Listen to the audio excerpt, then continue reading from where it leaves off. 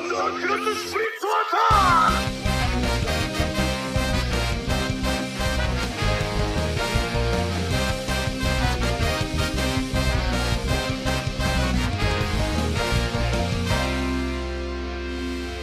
morning, everybody. Welcome to another episode of the Thundercross Split Cross Cast. Yeah, I think.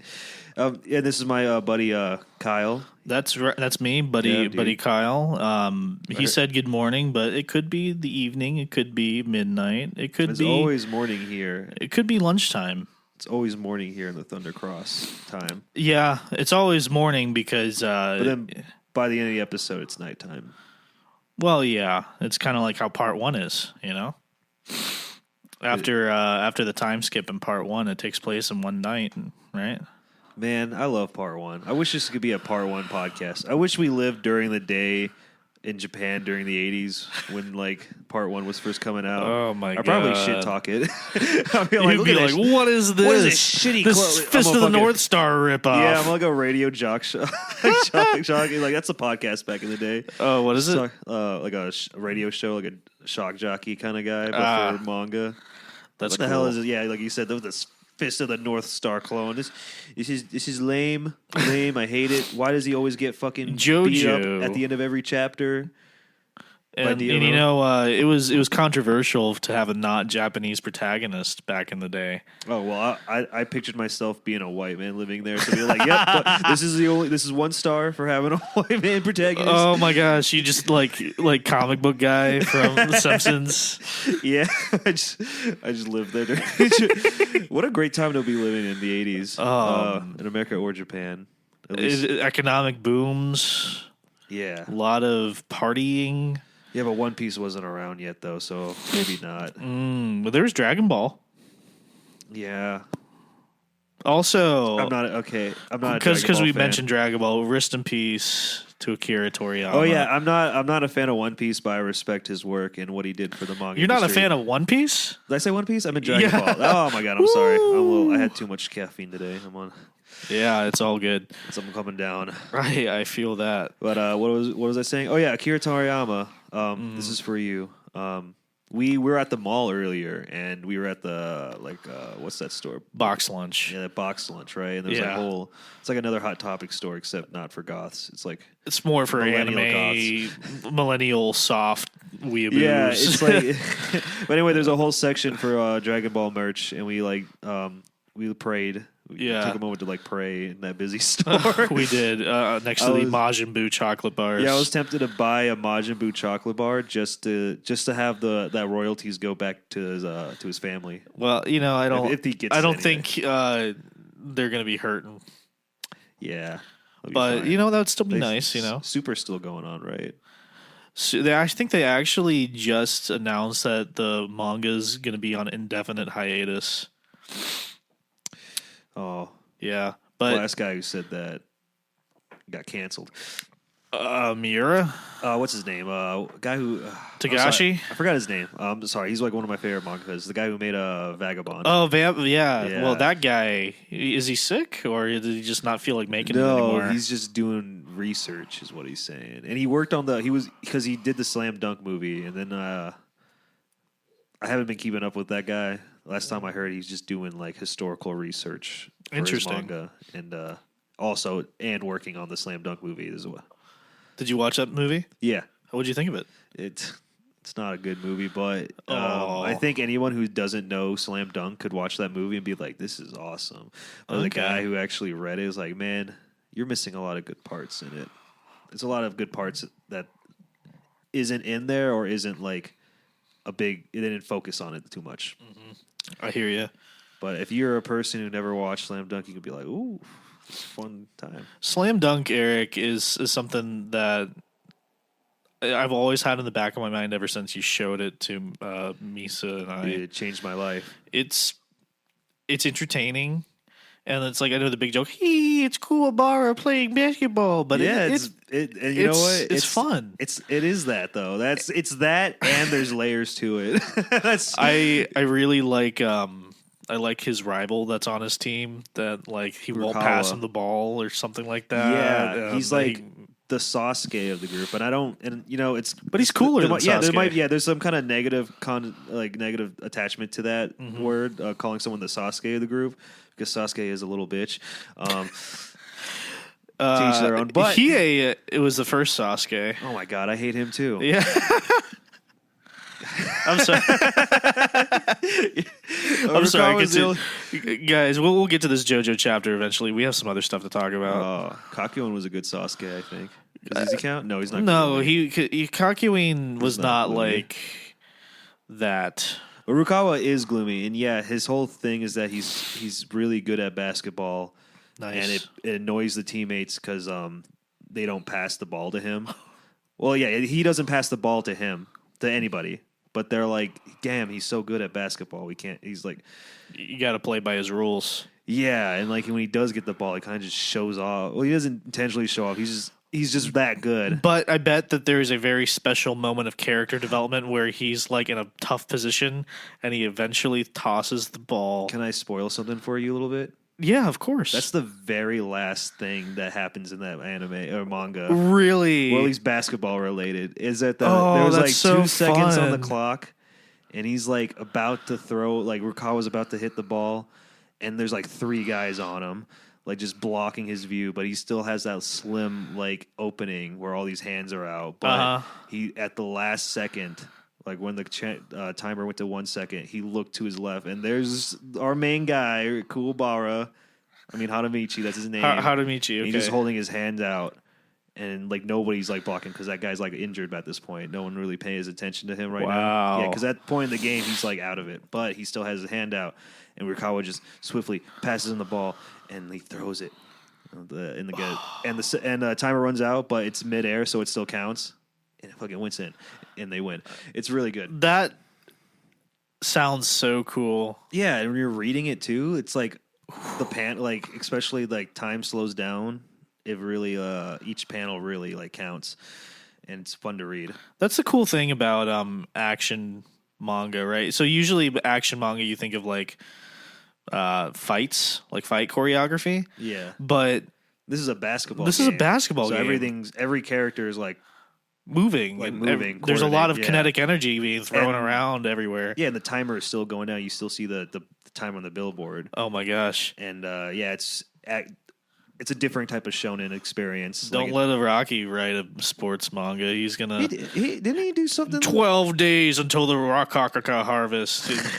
11 minutes. Just kidding. He did. He said that at the end of every chapter for like 5 chapters, and then just stopped counting. He didn't care. He was like, maybe I should have done it. Is it the end of part 8? That was in the part 8, right? Yeah, it was getting towards the end of part 8. I'm gonna go back to that theory. I genuinely felt like mangaka. Like after Miura passed away tragically, I think mangaka's kind of like reshaped on how they were writing, kind of like picking up their pace. Oh yeah, like Oda and Araki. Mm-hmm. I definitely feel like Tagashi. I think the next thing I knew, he's going back to writing manga again. Yeah, he made a Twitter account and like it fucking exploded. That was after Miura's time. I believe so. Yeah. Time. Yeah. But yeah. That's what I feel like. So I think part 8 got a little rocky there. Yeah. Which is like, he should have hurried up. You're right.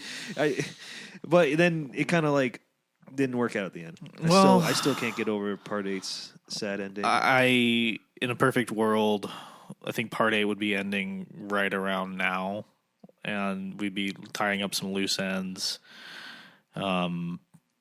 Just the setup for Josuke versus Jobin was so big, and for Kato was like behind the scenes for a while. You didn't know what she was doing. Do you remember when you first met her in prison, and she's like, "Hey, Jobin, what's going on? I'm in prison. We're talking about business." It's like she knew that he was in the Rokakaga trade. Dude, I know, yeah. And then she just became a nothing burger and then showed up at the end just to get killed. Just the same with Girl Jotaro. Girl Taro. It's like Link. Kyo? K Nijimura? No, Girl Taro's now. Girl Taro. That's my new God damn. Oh man. You know what would have been cool? I thought like if the next part directly followed up part 8 and you got like K's perspective. Talk about Papua New Guinea. Why aren't we there yet? It's the Jojolands. But now we're going back there. Like, I know we're going back to the Hawaii place that we're. That's what it sounds like. They're going back to the island of Hawaii, I believe. Lame.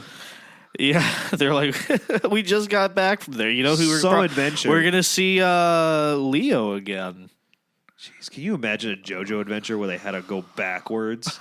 Jesus Christ, they didn't do that in part 1 or part 3. Nope. Part 1, they went so forward that Jonathan and Irina went to the United States and didn't make it. They did, yeah. You can plot out where they died. Oh, you know something? When you fellers were over at my domicile the other day and you put on part 1 episodes, I just continued watching them after you guys left. It's really good, right? Oh my god, yeah, part 1. Then we just watched the last episode, which always gets me. Always, and I never caught it, but the priest. There's a priest that goes on the boat. Yeah, Father Styx. Father Styx. I was like, Father Styx, the most important character of part 1. No, he didn't. He literally. He's the one who who got bit. You know, it's funny. Anybody could have gotten bit. Yeah, but it was Father Styx. Yeah, the drunken Catholic. I cannot forgive Araki for like not giving a name to this priest, naming every horse in Steel Ball Run, but not giving a name to Jolene's mom. Come on, it's still non-confirmed, dude. She had lines. Yeah, and she had lines. And here's some horses that probably never appear. Here's some characters and racers that never appears. Yeah, Oda, what's Luffy's mom's name? I don't care about that. It's Dodon. Yeah, I know it's Dodon, but anyway, Should we talk about this chapter? I think we should. That was we had a lot on our minds right there. I hope the listeners don't mind. What do they come here for? JoJo? Yeah, we talked about JoJo. Nobody likes JoJo anymore. Look, Eric, I think I'm getting more part 1 and part 2 pilled because of you. What does that mean? It means, like, I think those are slowly becoming my favorite parts. Oh, part 2 is so fucking good. We need to do a part 2 special one of these days. Dude, heck yeah, man. I love part 2. All right. Well, let's talk about part 9. Oh, my Lord. All right. So we have this really interesting cover photo for the chapter. It's so interesting. I saw this already blowing up on your wall because you got a poster for me. Mm-hmm. Yep, that's what happened. No. Actually, I had a very One Piece week this past week. I'll tell you later. Oh yeah, well, I guess we should let the fans know about that. It is a One Piece month. It's almost like I had the rock with me. It was like the volcano rock. Okay, I wouldn't go that far. The lava rock. Can we just talk about this chapter? Yeah. Okay, so we have the lava rock, and then there's the 5 characters in the crew that are... Yeah, the block of cheese. Come on, next page. Hold on, I kind of want to talk about it. I think it's interesting that not Dragona, but Jodio and Charming Man are the only people facing forward, and everyone else is looking in other directions. Do you think that symbolizes anything? Oh man, I hope so. I think it just means that these two have a goal, and the others are just along for the ride or aimless. I guess they only care. Well, no, they all want money. Charming Man's the only guy who cares, has a goal. The rest of them just want money. No, Jodio wants to be the richest fucker in the planet. It's money. Yeah, but they don't want money like he wants money. You know what I mean? It's not like their motive for life. You know what I mean? I guess Jodio's driven by it. Freak. Also, we get this little thing here. The spin-off novel starring Lisa. What? JoJo's Bizarre Adventure, The Infinite King. Going on sale at the same time as Volume 3 of Jojolands. Why has Reddit been talking about this? A little bit. Man, I remember when I just knew everything JoJo was coming out. And then we have another light novel about Lisa doing some stuff in like right before Stardust Crusaders. Man, then part 5 came out and everyone started watching it. Dude, part 5 did kind of make JoJo explode in popularity over here. It's now mainstream. Remember when, man, there was a time when reading JoJo and watching it was like so underground. It felt good. Oh man, I joined before part 5 had an anime. Yeah. I joined when part 4 was out. Yeah, I think I was there too. Right during like the later half of its run. That's when I got into it. Yeah. Oh yeah, part 4. Okay. Oh man. So underground, people are like, "What? You actually watched JoJo?" Now everyone's singing the songs. I remember being like a kid and seeing like the part 3 JoJo volumes on the shelves at Barnes and Noble. You told me about that. And I'm like, what the fuck is that? That's so weird. No, where's One Piece? Where's One Piece? Where's Death Note? Yeah, That's what I would gravitate towards. but but part 5 really took off. That theme song was like everywhere. It turned into a meme. Yes, and part of me, it's a good thing, because JoJo is good. More people are into it, more for Araki. Araki needs to be Supported. But now everybody and their mother watches it. And that makes it lame. Just wait until Steel Ball Run comes out. It's gonna make people not watch JoJo. Oh my gosh, Cowboys gay. What is going on? Why is it bad CGI? If they I think JoJo looks good in CGI. Like the openings look good. They just better not move like dolls. All I want is it to have a higher frame rate than like 12 frames a second, like the first season of Ruby. That's what I'm always scared about. Man, Ruby was like, Ruby was made by like 3 people, right? Yeah, but the Berserk anime was made by like 40 and it still looked like shit. Oh my god, yeah. God damn, I hate Berserk. Ugh. We got a couple good drawings out of it though. Every time I think about that show, I just think about Casca being knocked over, and her falling down like a fucking rag doll. I can't wait for the Guts turns into a potato arc and Casca saves him. Whoa, you think that's gonna happen? I haven't been reading the latest chapter, or if there has been a chapter. We out. talked about the latest chapter on this podcast like 7 months ago. That's the latest chapter, dude. Yeah. I'm happy for this new team. They're really like taking the spirit of like Miura. They're channeling their Miura. And just my god! The newest chapter is supposed to come out in the next 3 months. That's what a tweet 3 said. months? Yeah. That's amazing. Why don't you come out like 7 pages and they're all beautifully drawn? They're beautifully drawn, but there's no dialogue. Except for when Guts goes Casca. Casca. Because he's thinking about Casca. No, his mind's broken. He's not talking anymore now. That's right. You remember? He'll get off. He'll shake it off. He always gets back up. Yeah, dude. He's the struggler. He's the struggler. Yeah. No, they're going to the Kushin village now. Yeah, and they're gonna fix his mind. They're gonna go in his mind now. Whoa! Shrink's like, man, I already spent like 10 years inside Casca. I know it was like 3 hours for you guys, but I spent 10 years in Casca's mind. Now I'm gonna do the same for Guts' mind. God damn! She couldn't. She tried to like astrally project into his head, and she got pushed out by all the darkness. Well, guess what? Now he's dumb now, so it's easy to go in there. There you go. Yeah, he's docile. Oh my gosh, guys! Can we stop looking at this cheese block? Yeah, let's go back. That was the first page. So here we see Dragona and 4 years earlier. 4 years earlier. And looks like a femboy. Strapping young gentleman. Oh, like 14. Effeminate. Was it 14 or 15? How old? 14. I think Dragona's an older brother. I think Dragona's 19. He's 19, yeah, right? So he's 15 here.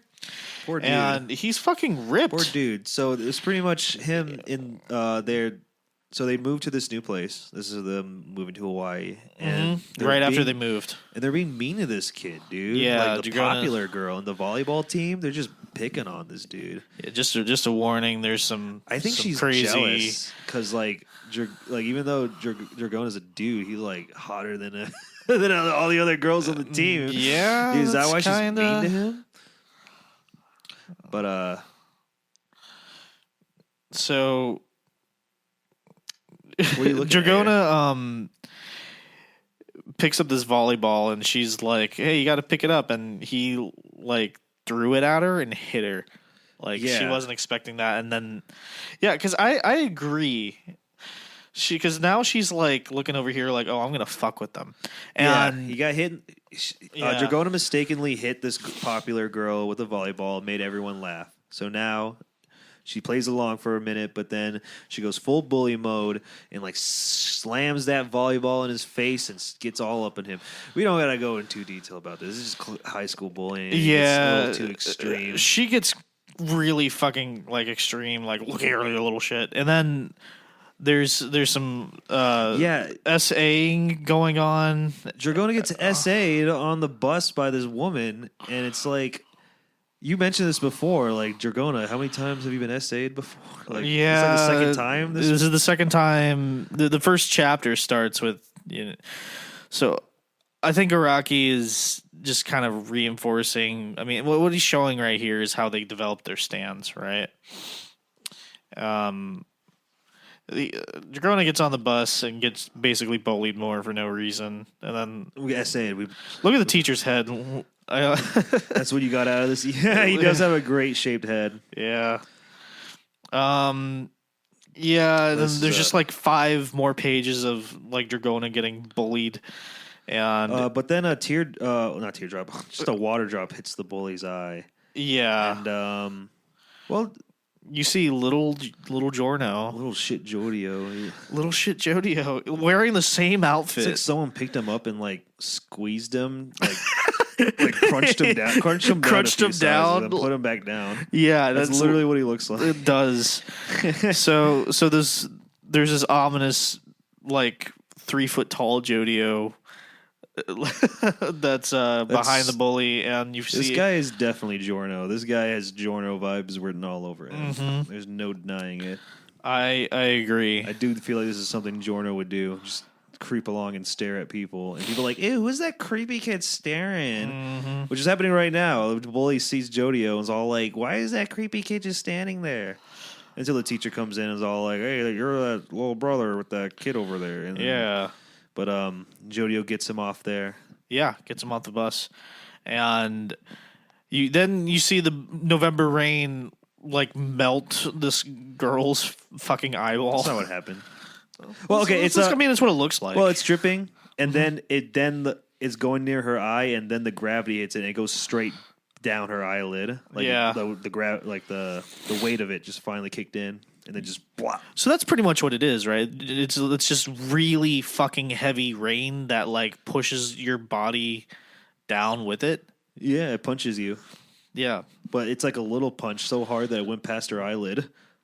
Can you imagine like getting like a giant like King Kong gorilla punch on you, but like in the pinpoint of like a rain droplet? Oh my god, yeah, it hurts. Yeah, it's getting hit by a bullet a rubber bullet several times. Oh my god. Yeah. Jesus. Well, like that fucking stand turns you into putty. Seeing how some of those panels where like people are getting fucked up by that. Mm-hmm. I kind of think it's funny. I like seeing the cops like eyes like rotate backwards. Oh, it's definitely funny. If you read like old classic JoJo and those in part 3, or part 2, remember the cops? Joseph shoots the fucking Coca-Cola bottle cap at him. Yeah, I was also thinking like Jotaro's like aura hits. Mm-hmm. Like when you look at those panels, it looks like a guy just got punched several indents onto them. Yeah, it's very entertaining. That's good. That's good. That's a good thing to be talking about.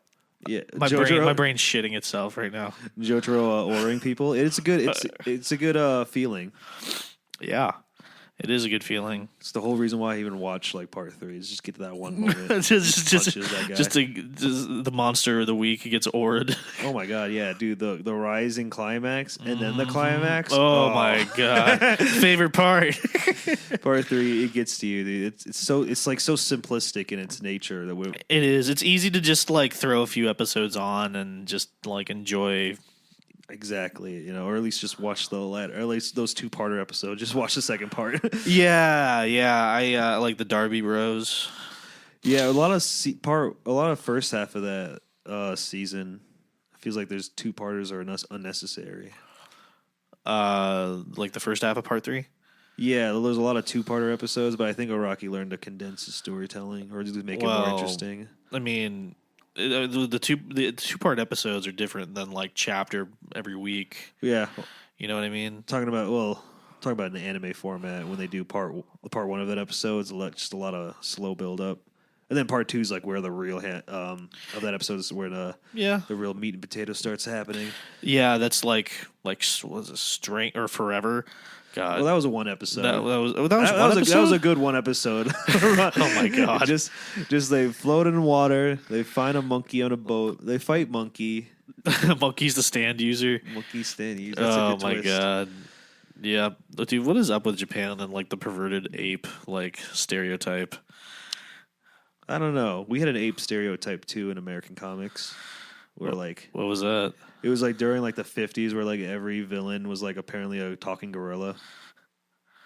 And DC has a lot of gorilla villains. Well, not like I won't say like a bunch, but there's like interesting. So you read a lot of older comics like that. Kinda. I like to get the history of a comic book, so I probably will like read the back then. But if not, I just know a lot of facts about the before. It's not racially charged, is it? No, it was just like a funny thing because it was happening in sci-fi too. Where it's just like it's just like big gorilla. Put a guy in a gorilla costume, and then hey, it was funny in SpongeBob. Yeah, it was exactly. Let's not be silly. Sci-fi was doing. I think King Kong. I think it really like pushed that movie. That was from the 20s, right? King Kong 30s. Yeah. Yeah, I guess just monkeys are just funny. Yeah. I like it. I do like the gorilla trope. I do like gorillas. Like, oh, it's a gorilla is the enemy. They have to fight monkey. Did you know that DC universe there's like a whole city in Africa that's just with gorillas, super intelligent gorillas? I love that. Yeah, it's called Gorilla City. Whoa. Yeah, Flash One ticket to Gorilla City, please. Yeah, Flash finds it. And it's like, I think now in modern comics, Gorilla City is like part of the UN. Because before it was like a secret city that no one should know about. Whoa. But now it's like anybody can go there. Like Wakanda? Yeah. But it's more open. There's a Jimmy Olsen comic that I read where like he's like a low-key Superman's celebrity pal? Yeah, Superman's pal Jimmy Olsen is a low-key celebrity there. What the fuck? He does book signings there. It's like that one country that like really like George W. Bush and has a statue of him. Kind of. I don't remember what country that is. I was gonna say how like Japan would like take American actors and like popular American actors that are like just bring them over to Japan and they're like really popular there. You know, like Johnny Depp. Yeah, I remember. I read this thing where the 2 actors from Walking Dead, Andrew Lincoln and Norman Reedus, when it was like during the height of that show. Yeah, they were going there for a few promotional images, and it was like stepping out to like how the Beatles came out. And there's like this airport was just filled with fans just screaming for them. Oh my gosh, it was like unreal for them. That's crazy. They had no idea how Walking Dead was so popular in Japan. Whoa, I bet it looked like The Walking Dead to them when they got off the airport. Oh my god, they had my trauma's coming back to me. Reedus is all like, "Hey man, calm down. That was a show." Hey man, calm down. That's just a show. By the way, I got to meet this guy Kojima.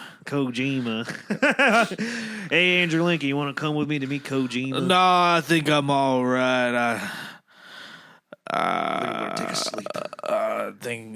Yeah. Oh, forget that. All right. That guy's British. Yeah. He does a good. That fucked me up. He does a good American accent.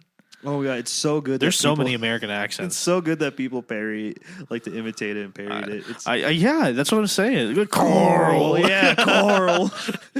God dang! If there's one thing I like about that Walking Dead show is that it knew how to cast its characters. It did have a good cast. This has nothing to do with JoJo, but we're just, you know what, guys, we're gonna just do this episode the way we want to, the way it goes. We'll get to this chapter. Oh my god, Kyle's I'm feeling a little rebellious today. A little rebellious. I wanted to know how they beat Negan, because that's like when I stopped watching The Walking Dead, is like right after Negan did the eeny meeny miny mo. Oh, so all of you belong to me. Okay, so you just know his entrance and how he. Yeah, and then I knew a little bit like of afterwards where the saviors like come and do stuff. So I spent like I think I was sick with COVID. I just watched all the way until that was over. Yeah. And then I stopped watching like 3 episodes into that new season. And apparently the next episode I'm supposed to watch is the one where Rick like disappears. God damn, I hate that show. The show really gets kind of poopy afterward during that time. That's what I heard. And now they have like it's the Rick's Back show.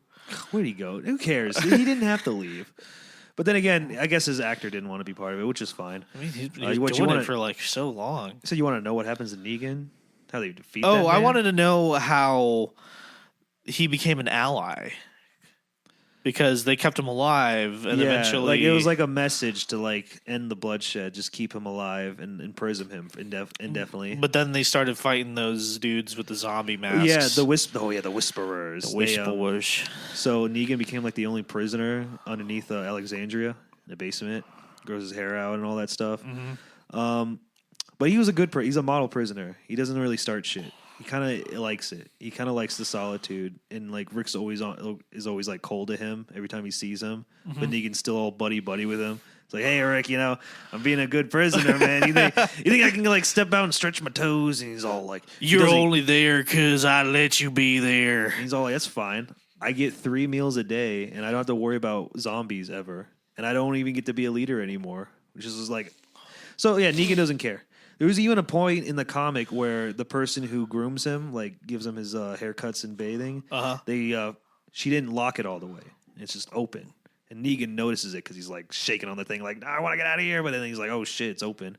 But he stays there. He stays there with wide open. And Rick like goes down there and sees it and he's like fucking like pissed off. But like Rick Negan's all like, see, I'm cool, guy. I can be cool, but he locks it, ignores him, finds the woman who fucking like left that shit open and just like scolded her and like in the side, like, hey, can I talk to you for a second? Like it was like a big old like meal going on, everyone's invited, but he's like, hey, can I talk to you for a second? He's like, everyone here would be dead if you didn't, because of you. And she's like, what? He's like, these people are dead because of you. He's like, what did I do? He's like, you left that shit open. And then before she cried, he's like, you better get out of here before you start making a scene. And she like runs off crying. Andrea's like, why'd you do that? Andrea's still alive in the comics at that point? Oh, yeah. Yeah. Damn, cool. A lot of characters are still alive. Maybe I should just like read the rest of it. It's so good. You have it, right? And how he becomes an ally? Oh, this is getting good. Okay. But so there's a faction of people who don't like Rick. Because like the Whisperers are attacking and they think Rick's not doing anything about it. Some of the casualties is this little kid from the Hilltop Colony. Well, he doesn't like Rick because his mom got killed by the Whisperers, and then when his dad tried to like do like a little terrorist attack onto Rick, Rick ended up killing him. Whoa! So this kid is a pissy against this Rick. Whoa! And so he sets Negan free. He's like, hey, let's get out of here. And Negan's like, sure, why not? They're gonna go to the Whisperers, tell them what Rick's doing, and like kind of like bring them back. But on the way there, Negan realizes like he doesn't like this kid. He's a little puss baby. He's literally a weak. And he keeps like he starts doubling back like, oh, is this such a good idea, Mr. Negan? He's like, kid, shut up. Like, you're literally like being a letdown. He's all like, oh, when I'm so sad because my fucking parents are dead. He's like, hey kid, it's gonna be all right. And then he snaps his neck and then keeps going, and that's the end of that character. Negan just does that? Yeah. And that's how he becomes a good guy? No, he goes to the Whisperers and tries hanging out with them for a while, and then he realizes he doesn't like them. Oh. So he kills their leader. What? Yeah, the main bad guy of that arc just kills her. And does he just like bring Yeah, he brings back the head. He's like, hey, Rick, can I be your team now? And he's all like, fuck. All right. He's not happy about it, but he gets to become a citizen now. No, he becomes like a soldier. He becomes part of their militia, and he's on the front lines, and he gets no weapons, and he's all like, that's fine by me. So he just goes out there bare knuckles. Yeah. He still gets 3 meals a day. Yeah. And he gets like a melee weapon, but that's it. Wow. Well, that was a beautiful story. Oh, yeah. That's not even the end of his story, but that's like how Negan becomes part of the group, I guess. I kind of want to maybe get back into reading that. It's really good, dude. Oh. Fuck Jojo, dude. Oh, no. I'm sorry for our little Walking Dead tangent, guys. Let's go back and finish this chapter. There's not really much else going on. This essay really brought you down, huh? Well, I was pretty uncomfortable reading it. Yeah, It literally went on for 5 or 6 fucking pages. Yeah, but anyway, Jojo saves him. Yeah, but apparently Jojo's a good little brother. And but apparently this leads to his fucking their father losing their job because of the insurance company.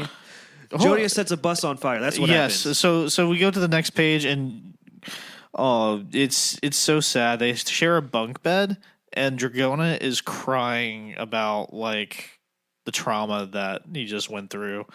And so Jojo, yeah, I mean he's got the scars from like the shit on his chest, but also just traumatizing. Also, I like their bedroom. They have the nice star. It's like the star in the bubble. Is that a is that a Go Beyond reference? The soap bubble? No, it's just a star. Maybe it's just a star in a bubble. Come on, let me have this. All right. So ahead. yeah, like you said, he sets the fucking bus on fire.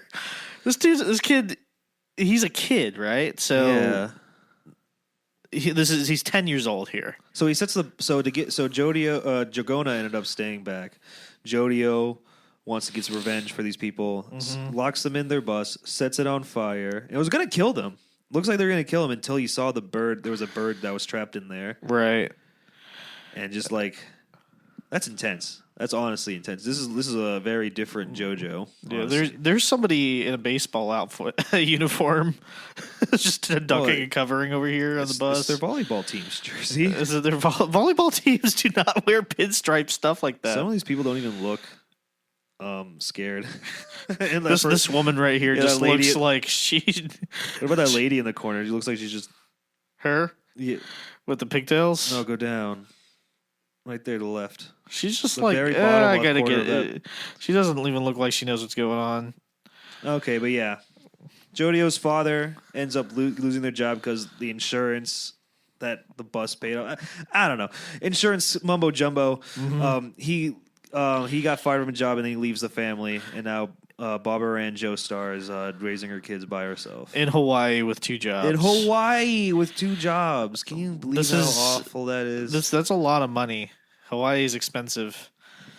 It looks like they kind of had a nice house too. Like, so also there's been this whole talk about who Jojo's dad is, because obviously this is like a Giorno parallel.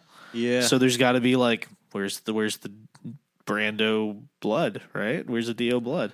There's no Dio blood to taint this dude. This is a different universe. Yeah, but he's not. If he's supposed to be Joe Dio, I mean that's so on the nose. Like you would imagine, it's kind of the same thing. That there's I don't like some the Dio idea. blood somewhere I don't like the in that idea family. that Diego is tainting this Joestar blood. This is pure Joestar blood right now. Okay, Diego, you're right, because Diego isn't like the original world Dio, who's like fucking nefarious and.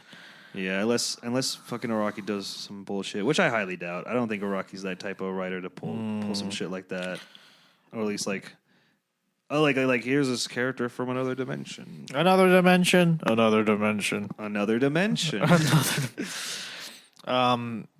Yeah. So keep going. Yeah. We get this moment where Dragona is like, I know what you did, Jojo. That was fucked up. But I got to sleep last night, so thank you. Oh. And then you see Dragona swear to be stronger, and then you see them use smooth operators to heal. Yeah, transport the cuts onto a spoon, which is pretty cool. Yeah. I guess that's our healer of the group. Mm-hmm. That's the healer, right? So you see throughout this whole experience, Dragona's need to heal and change is like what manifests in their stand. Right? Yeah, and Jojo's need to punch the shit out of people into the ground. Jojo's need to protect. What does an umbrella do? Oh my god. Okay. Right? It's like a reverse umbrella. It's kind of weird. So it's taking that like concept and kind of turning it upside down a little bit. All right, like you are getting somewhere. I'll give you that. I didn't. Okay, maybe I didn't get that parallel yet. I just thought of it. Literally, just thought of it. That's a good connection. Yeah, thank you. I appreciate it. I am Mr. Theory over here. Oh yeah. You are the theory guy on this channel. Yeah, it's just a Jojo theory. But yeah, so we get this nice little. We get this nice little flashback of Jodio and Dragona bonding more as siblings, getting their stand. yeah, We then get cut back to modern times where the charming man is meeting up with their boss. hold on. I don't want to skip over this dialogue here. What? Because this is where so we didn't say the name of the chapter. The chapter is called something crazy like the absurd event that happened to me all those years ago or something like that. Lord. Right? And so this is Dragona narrating. Back then I was 14 years old. The event that happened to me that year was irrational and perhaps absurd. It wasn't good nor evil. And what's more, I don't think it had any relationship with the environment I was born in or any other sort of reason. Okay, well, first of all, I think what happened to you was pretty evil. Oh yeah. But it's Is she talking about their dad losing their job? Or something like that? The whole thing, right? With that you? one event stemmed from, or everything from that one event became something bigger and changed their absurd. lives. Yeah, well, Jodio didn't have to fucking set the thing on fire. Jodio has antisocial personality disorder. He didn't do that. Maybe his dad wouldn't have left him. Jerk. I mean, He was fine protecting Dragona that first time, but I think that that bus fire was a little too much. Especially how some of those people in there didn't like exactly. what Of course, doing. I mean, of course, we're rational and able to say that's too much. But he's like what, 9 years old? 9 or 10, yeah, and God, he's that like Superman movie where, well, not Superman. It's that Superman clone movie, a little kid who gets Superman powers. Brightburn. Is that his name? I think so. I didn't watch it, but it was like, Me neither. is that Jodio right now getting a stand? Yeah. I mean, all Jodio cares about is punishing the people who did wrong by his bro. Jeez, calm down there, Right? buddy. So we have this new concept, this new philosophy, the absurd. All right, It's Araki completely said, different from the mechanism. You're right. Yes, friendship ended with mechanism. The absurd is now my best friend. Wait, wasn't there another word in between this that they focused on? I don't. But then again, absurdity is the opposite of mechanisms. Mm-hmm. Something that's put together, while absurdity is just right. nothingness. Look how I hate that picture. I hate that panel of Jodio. By the way, I thought he was sitting. No, that's just him all crunched up, standing there. Like we're on page 26 where their mom sits them down and doesn't even look like him. I thought he just looks like mini Jodio. It's so funny. Yeah, it's shrunken down. It's like someone took a shrink ray. I think, well, like I don't know if he's like autistic or something, but something with like autistic people is that they find comfort in sameness, like predictability. Is that why he has the same haircut when he was a little kid? I think it's why he has the same haircut, same outfit. Dang.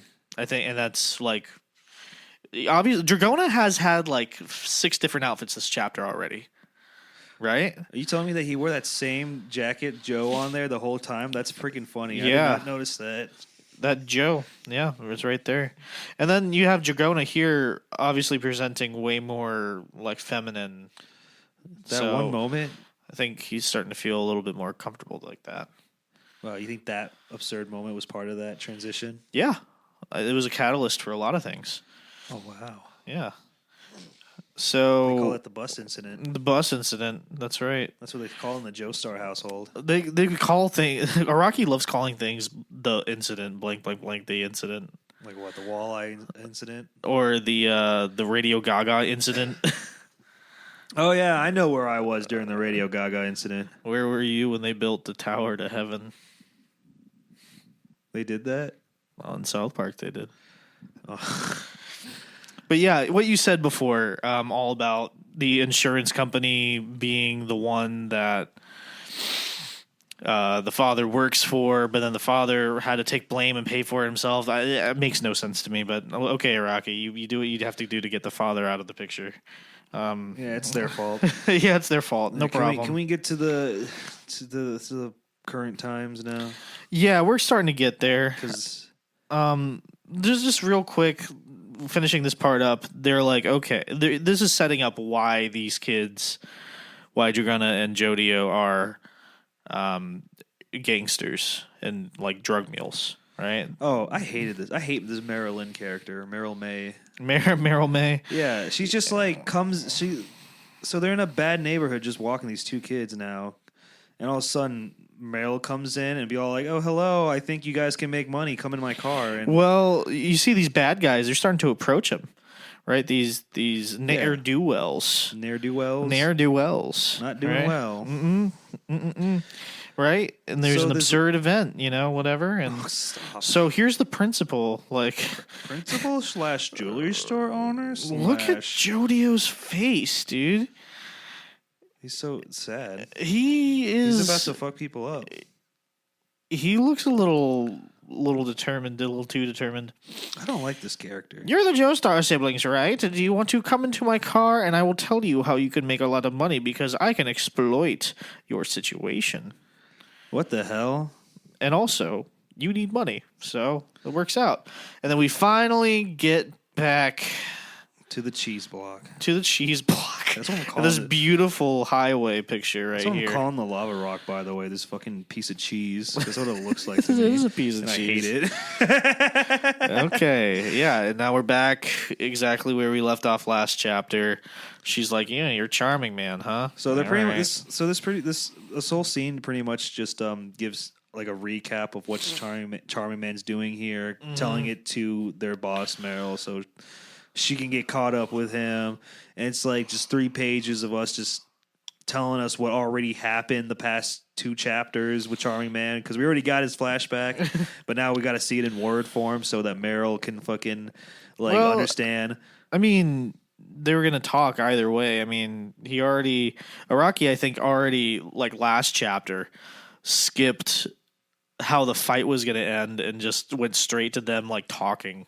Yeah, but he's literally going over what we already read before. Like, Yeah, this Rohan is- dropped money down. He found the rock. Oh, by the way, my brother is missing. He gave a little bit more context, but like I didn't think we need all this extra stuff because he mentioned like this is a place that I can barely go in. I can step into pretty much. Right. So I think that detail we needed to know. I think this chapter was mainly about showing Jodio and Dragona's past and then Yeah, a quick reiterating. I think this panel is really funny.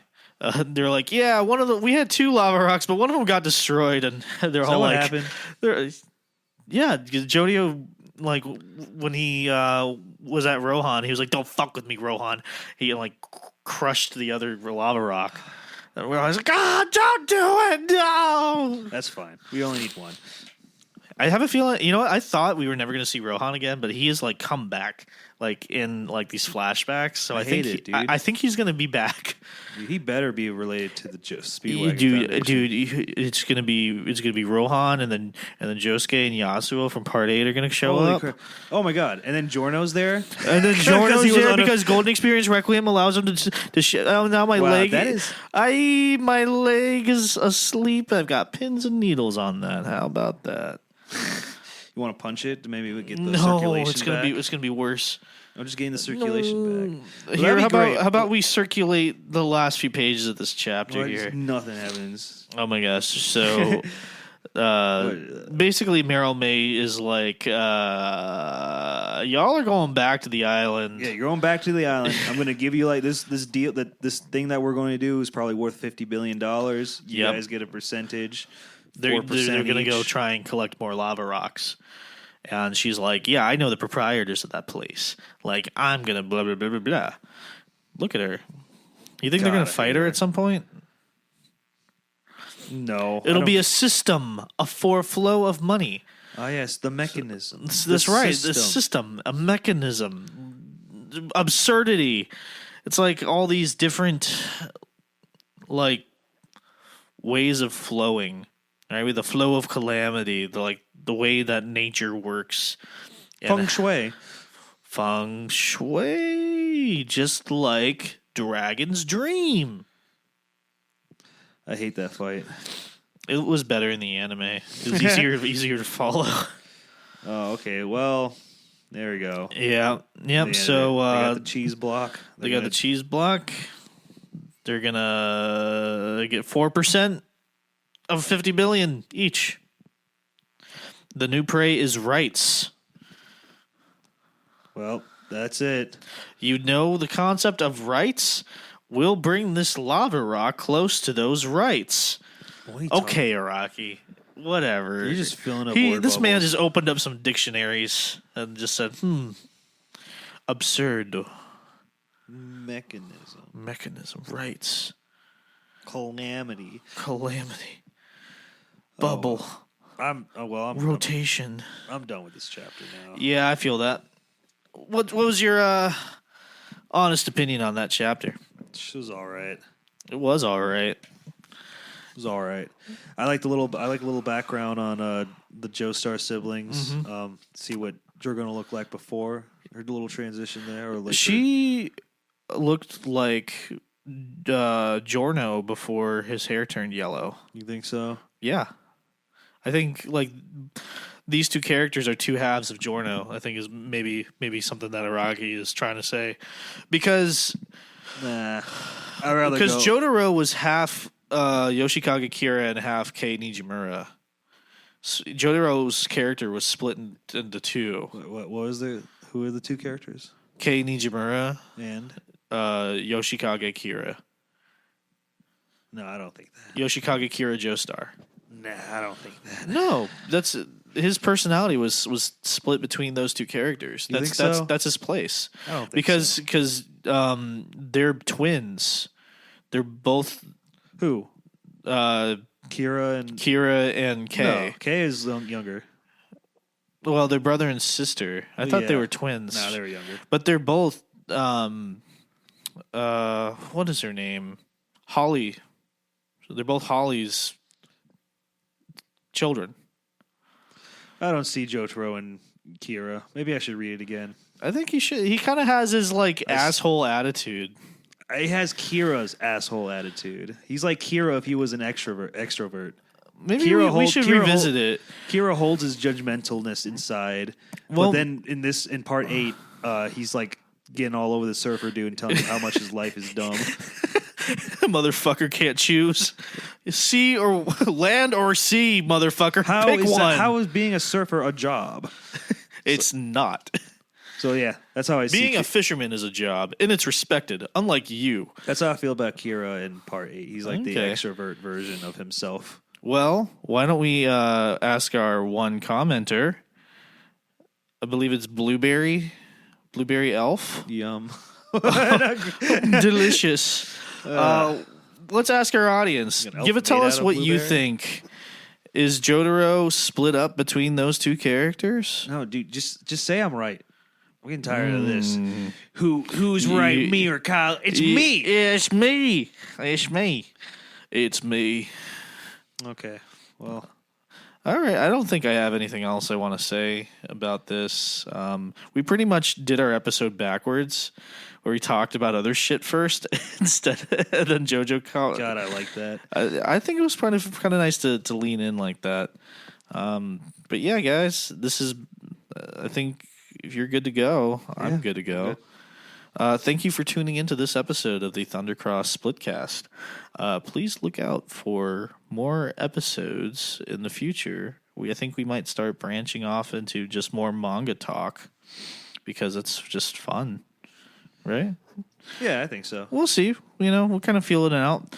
Also, if you like American comics, please go check out our big brother podcast, the Book Club from Planet Zero, where Erik... That's me. And Christian. He's not here. Talk about American comics and other fun stuff like Helldivers and Mortal Kombat. But mostly just comics. It's mostly comics. Yeah, and if you like the episode, do your thing. Click those things that YouTubers tell you to click, and click all the buttons. Share it with your grandmother. Yeah, But show her JoJo first. But start with part 1. Start with part 1. Do the respectable thing and show your grandparents part 1. Don't be like me who watches like part 3, then goes back and watches part 1 and 2, and then reads part 5, skips 6, goes to 7. We didn't have a choice. Your girl was like watching part 3, right? Yeah. She just like exposed it. It's on. I mean, I wasn't gonna not hang out. How rude of her, dude. She said, she was like, you know what, Eric has told me I'm gonna watch JoJo. I'm just gonna watch it, and I'm like, yeah, okay. I watched it. No, I just got her into it. I watched the first season with her. Yeah, and that's where she was. Is like towards the end of part 2, I think, is like the last 3 episodes where he's fighting cars, and he jumps in like the volcano shoots up into. Yeah, and that's what that blew my fucking mind. I'm like, this is how he beats him. With a volcanic eruption? I knew the volcano would launch you into space. So that's what I did. That was a lie. What a great hook. Yeah, I'm glad you got into it that way. With part 2, no less. Part 2 is pretty goated. All right, I think that's it now. All right, sorry about that. You guys have a wonderful night, because that's what we said. Okay, good night. Good night.